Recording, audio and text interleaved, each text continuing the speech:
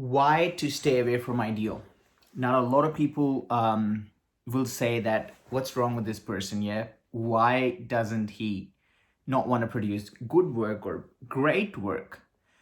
But the problem here is that we want to talk about the margin of error.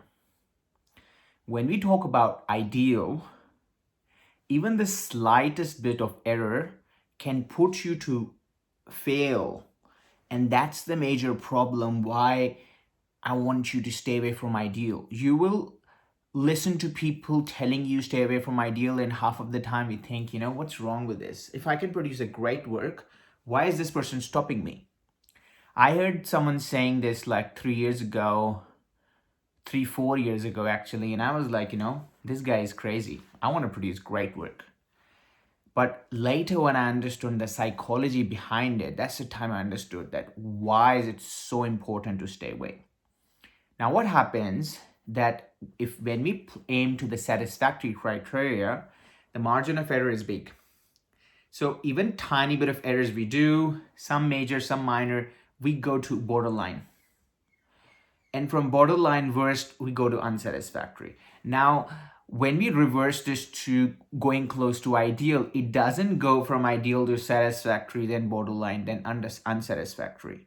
What happens with ideal criteria is you do one mistake, that lands you to the opposite direction, not from ideal to satisfactory, it lands you from ideal to straight to unsatisfactory. And that's one of the key things why we want you to stay away from ideal. You would focus on the ideal criteria and read it, and you'll see that the margin of error is so little that you're putting yourself at risk. With this exam, we want to make sure we have the safe margin. We're not putting yourself at risk at any stage. If it's in my clinical scenario, even if I do a mistake, I have a chance to bring the patient in and correct it. However, in the exam scenario, a mistake is going to fail you. So we want to, weigh that, the margin of error is how much. Is it worth taking that error? And that's why it's so important to understand that don't fall into the trap of making it good work.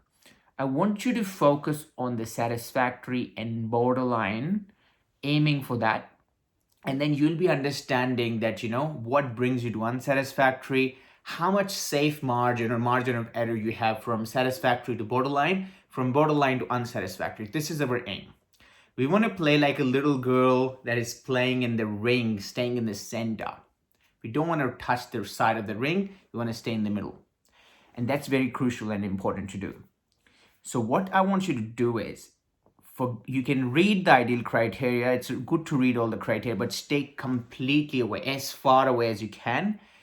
Try to aim for satisfactory and borderline. And see the margin of error, how much you have. You would see that with the satisfactory, you have margin of error, still you have that range to follow.